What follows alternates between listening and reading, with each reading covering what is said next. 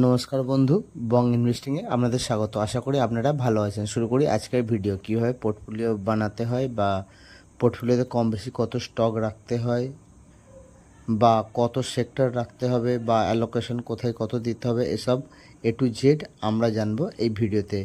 ভিডিওটি খুবই গুরুত্বপূর্ণ, সেই কারণে আশা করি শেষ পর্যন্ত ভিডিওটি দেখবেন। যারা 5-10 মিনিটের ভিডিও ধৈর্য ধরে দেখতে পারে না, তারা লং টার্ম ইনভেস্টমেন্ট কী করে করবে সেটাই চিন্তার কারণ। আমি এই যে কথাগুলো বলছি, এই যে ভিডিও বানাচ্ছি, এসব কোনো নির্দিষ্ট বইয়ের মধ্যে পাবে না। এসব আমি শেয়ার মার্কেটে আমার এক্সপিরিয়েন্স বা উপলব্ধি থেকে যা শিখেছি তাই শেয়ার করছি। আমি যে ভুলগুলো করেছি তোমরা যাতে না করো সেই জন্য আমি ভিডিও বানাচ্ছি, যাতে করে তোমরা খুব সহজে মার্কেট কীভাবে ওয়ার্ক করে জানতে বা বুঝতে পারো। আমি যা বুঝেছি, শেয়ার মার্কেট হলো সমুদ্র, একে জানার বা বোঝার শেষ নেই। সেই কারণে মার্কেটে সময় দিতে হবে, শেখার আগ্রহ থাকতে হবে। প্রতিদিন আধ ঘন্টা 1 ঘন্টা সময় দিতে হবে। মার্কেটে অ্যাটলিস্ট 5 বছর সময় দিলে মার্কেট কীভাবে ওয়ার্ক করে নিজেরাই বুঝতে পারবে। যাই হোক, পোর্টফোলিওতে 20 থেকে 25টি স্টক রাখা যেতে পারে। আপনারা এর চেয়ে বেশি স্টকও রাখতে পারেন যদি ট্র্যাক করতে পারেন। তবে 15 থেকে 20টা স্টক একটা পোর্টফোলিওর ক্ষেত্রে সাফিসিয়েন্ট। এর চেয়ে বেশি হলে ওভার ডাইভার্সিফাই হয়ে যাবে।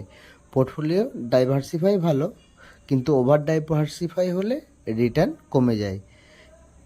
কিন্তু পোর্টফোলিওতে পেনি স্টক বা আলতু ফালতু স্টক দিয়ে ভর্তি করলে হবে না। তাহলে 5 বছর 10 বছরও পোর্টফোলিও গ্রো করবে না, পোর্টফোলিওর ভ্যালু বাড়বে না। পোর্টফোলিওতে কোয়ালিটি বা ফান্ডামেন্টালি স্ট্রং কোম্পানি রাখতে হবে, তাতে কোয়ান্টিটি কম হোক।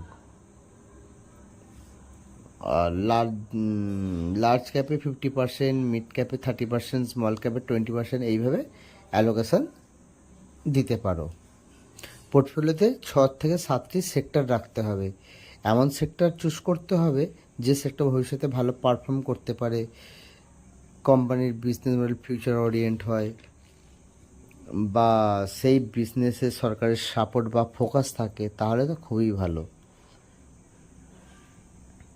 তোমাদের মনে মনে ভাবতে হবে ভবিষ্যৎ কোন দিকে এগোচ্ছে, ভবিষ্যতে কি বিজনেস ভালো করতে পারে বা কি বিজনেস চলবে, বন্ধ হবে না, এরকম ধারণা, এরকম চিন্তাভাবনা করতে হবে। যেমন ধরুন ডিফেন্স, আমাদের আশেপাশের মিত্র দেশ তো খুবই ভালো, চীন, পাকিস্তান, বাংলাদেশ। সেই কারণে আমাদের সরকার ডিফেন্স মজবুত করছে।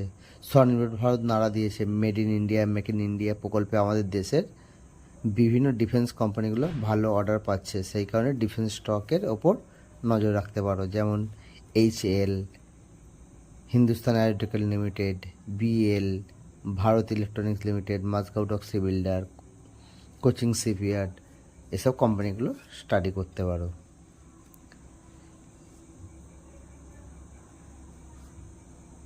Point number 2, clean energy, green energy, hydrogen, solar, এইসবও আমাদের সরকারের ফোকাস আছে। সেই কারণে Tata power, KPI green energy, Borosil renewable limited, এসব কোম্পানিগুলো স্টাডি করতে পারো। Point number 3, bank. ব্যাংক হচ্ছে আমাদের দেশের বা ইকোনমির মেন একটা স্তম্ভ। সেই কারণে ব্যাংকের মধ্যে, ব্যাংক সেক্টরে যেতে হলে ICICI ব্যাংক, HDFC ব্যাংক বা সরকারি PSU ব্যাংকের মধ্যে স্টেট ব্যাংকে স্টাডি করতে পারো। পয়েন্ট নাম্বার 4, আইটি কোম্পানির মধ্যে TCS, ইনফোসিস, HCL, LTTS, এসব কোম্পানি স্টাডি করতে পারো।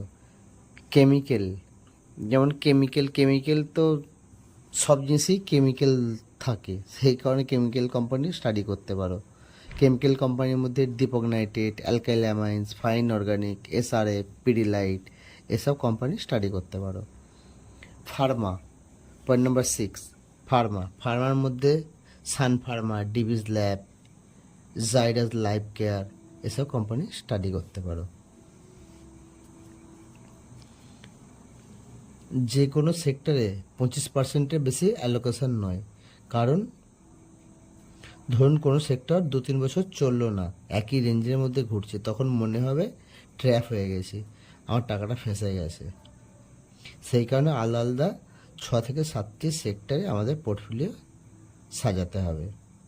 মোট পোর্টফোলিও 10% গোল্ডে ইনভেস্ট করতে হবে, সেটা গোল্ড ইটিএফ হোক বা সভরিয়েন গোল্ড বন্ড হতে পারে।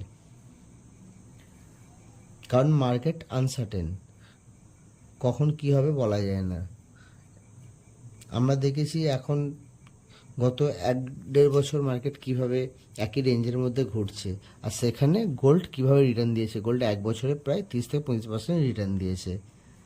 সেই কারণে পোর্টফোলিওতে গোল্ডের অ্যালোকেশন দরকার। পোর্টফোলিওতে গোল্ডের অ্যালোকেশন থাকলে গোল্ড আর ইকুইটির রিটার্ন ব্যালেন্স স্টেবল থাকে। এই রকম আরও ভিডিও পাওয়ার জন্য চ্যানেলটিকে সাবস্ক্রাইব করুন, লাইক করুন ও বন্ধুদের সাথে শেয়ার করুন। দেখা হবে পরের ভিডিওতে। Bye bye.